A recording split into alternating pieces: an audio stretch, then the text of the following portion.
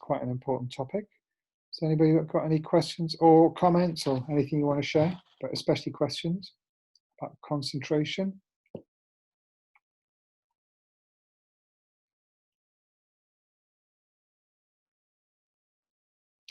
So Zoelia is asking, is reading a good way to practice? That's a great question. Thank you. Yeah, when I was first, you know, getting into Buddhism a long time ago, it was quite fashionable at the time among Buddhists to sort of denigrate reading. You know, oh, it's you kind of just feeding your intellectual brain. It's not, you know, it's not about that. It's about the experience of non-conceptual awareness or something like that. And you do hear this still sometimes when people think, oh, that's that, you know. And it's true that it depends a bit on how you approach it. I think reading is a very important spiritual practice, actually. But you can be very omnivorous and just read lots and lots of books and kind of fill your head with ideas. That can happen, and then there's too much left brain, and it doesn't really, you know, it needs to be balanced. A better kind of reading is, you know, to be very selective, first of all, because, you know, for me, like certain books that really resonate very deeply with me. For example, the Guide to the Bodhisattva's Way of Life, this great 8th century text by Shantideva, this Indian author. And I've been studying that text for about 40 years, you know, and I often read, you know, one verse. It's all in 4-line verses, and you know, spend quite a lot of time on one verse. Andrew's asking the name. I'll put the name in the chat.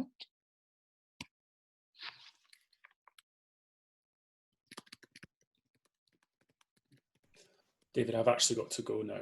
So okay, I'm putting that in the chat now. So no, that wasn't hurrying you up. In general, I need to go now. But thank you very much. Yeah. Well, I will send this through. All right. Great, thank you. I very much appreciate it. Bye, everybody. Bye. Thanks.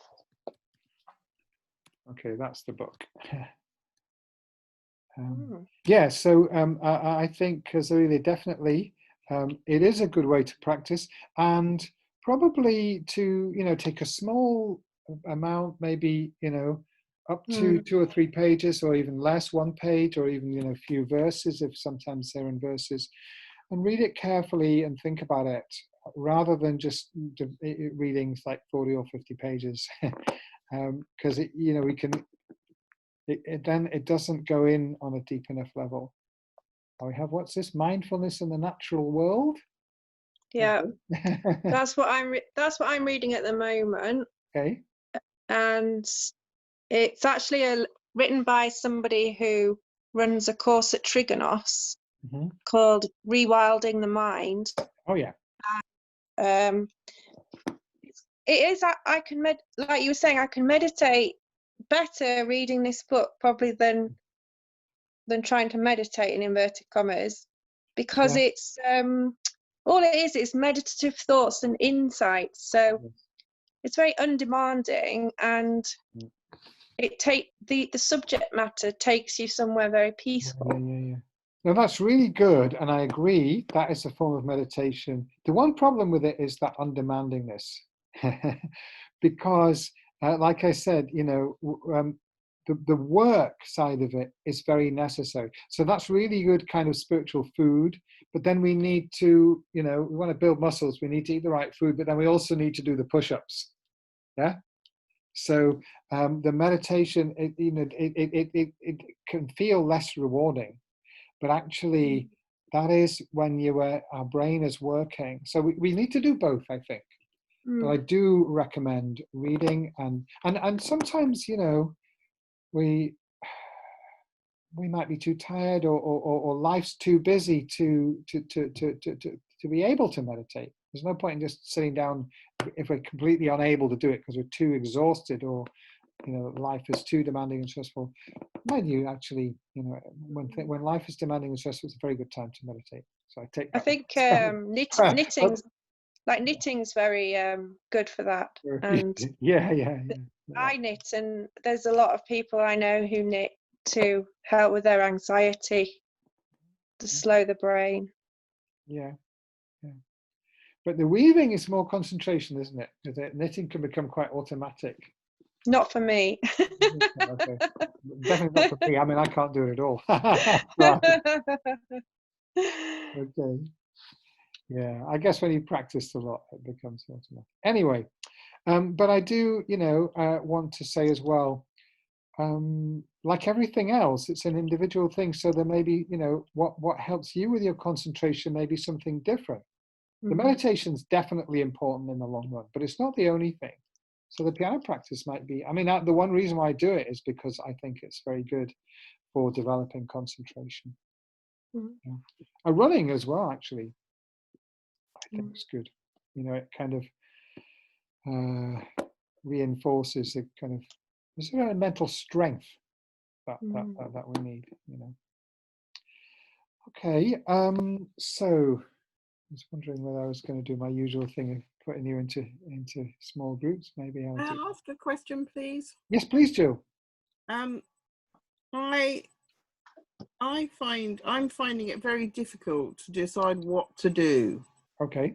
Every course I do says, do this meditation, do that meditation, do this, put this, focus this. Even your homework, do this, do that, do this every day. And I'm like, Okay. It's like, we should do this every day. You need to read this every day. You need to do chant this every day. And I'm thinking, well, I can't do it all. And then that ends up with doing nothing because, well, I do certain things, but anyway. But I don't. You're absolutely right, Jill. I mean, and I think here I am going to say, because I tend to be a bit wary of saying this, but I think there may be something here, a difference between the Tibetan psychology and the Western psychology, because my experience of Tibetans, one Lama says you should do this every day, and another Lama says you should do this every day, and they kind of don't take much notice. They do what they want to do, whereas we tend to, he said I've got to do this, and I'm now going to do that, and I've struggled with this for years because in this tradition, so many different meditations, so many different practices, like you say, and every one says, that you read the text is saying, or the Lama is saying, this is the most important thing to do. You've got to do this every day. Well, you're right. You can't. So I can't. Who's going to decide for you, Jill? Yeah, but which one is the best? Where to start? That's the thing. I mean. Yes. Well, I mean, you're going to decide who you're going to listen to. I mean, I am suggesting the meditation we did tonight. I always think that's a good place to start. I think it's a good place to start. It's kind of like the bedrock foundation, and I do it a lot. And then you've got, you should be doing analytical meditation. I go, really?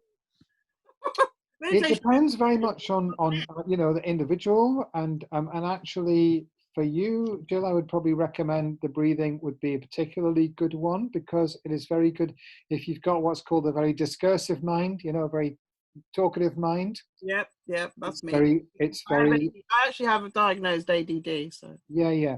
So, and this is not just from me, this is from the highest authority. Lama Tsongkhapa himself said this. So, this is good for, if we have a lot of busy mind, this is good. I think it's a good one anyway for everyone. If you want to develop single-pointed concentration, there are different things that you can use. You can use emptiness, you can use impermanence, or, the Buddha image or whatever. But whichever one you do, I think it's good to lay a foundation with the breathing meditation first and get at least to a reasonable level with that. Because it is the easiest one, actually, I mean, it might sound surprising, but to get a reasonable level of stable concentration with the breathing is easier than with some other object. So even if you get to being able to do, 3 breaths without a thought coming in, you're doing well. So that's very important to know. If you think you've got to be able to do 15 minutes without a thought, then you're going to be very disappointed. But no, I think it's a really good practice. And I always do it at the beginning of every meditation that I do. So if I'm doing some different meditation, I will start with the breathing, because it then improves the concentration for the rest of the practice. Yeah. So I would say that's a good one to start with. The other thing that says you must have establish your daily practice, but they don't say what it is. And so what a daily practice is. It's like, what are the bits when you're supposed to do them? I mean, I do try and do Vajrasattva at night. I do, obviously I attend prayers every morning, so that kind of gets that out of the way. So I'm like ticky boxes here. Well, I mean, that's quite a, that's already ticked quite a few boxes. If you're doing 2 things every day, that's a lot. Excuse me, my sister's calling. I'm sorry. Okay. Might be an emergency. I'll come back to you in a moment. Okay.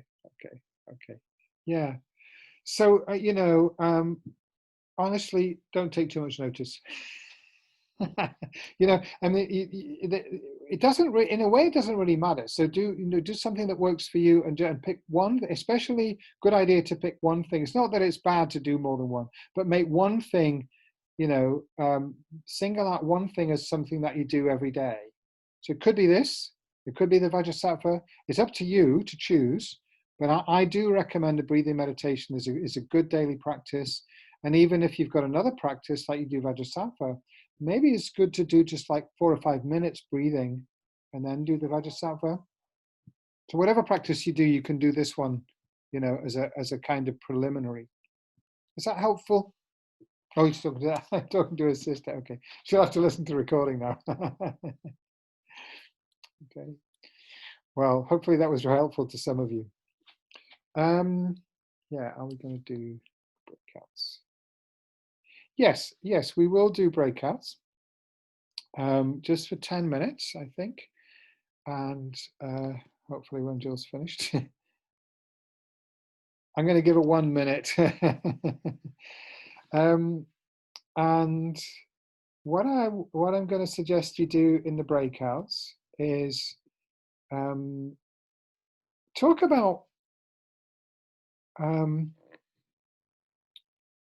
things that you do where you do experience some concentration. So it might be your piano practice, or it might be running, or it might be weaving, it might be whatever, whether it's meditation, could be meditation, but anything where you feel, you definitely had an experience of concentration. And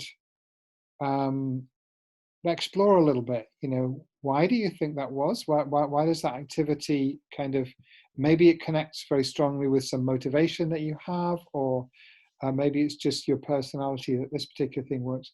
But anyway, just to explore concentration inside and outside of meditation in your life. Okay. So I'm going to trust that Jill's going to come off the phone. And 1, 2, 3, 4, 5, 6, 7. There's 8 of you, right? So I'm going to put you in. I'm going to have to talk to her. She's in distress. Yeah. Oh, you got to continue talking to her. No, I'll turn the video off. Okay, right. Okay, so we'll go into the breakout rooms, and I think I'm going to leave Jill out. So I'll. Yeah, so I'll have some 2s and a 3. Right.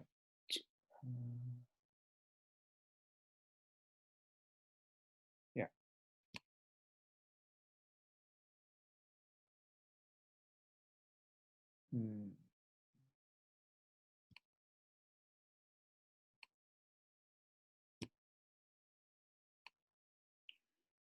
Okay.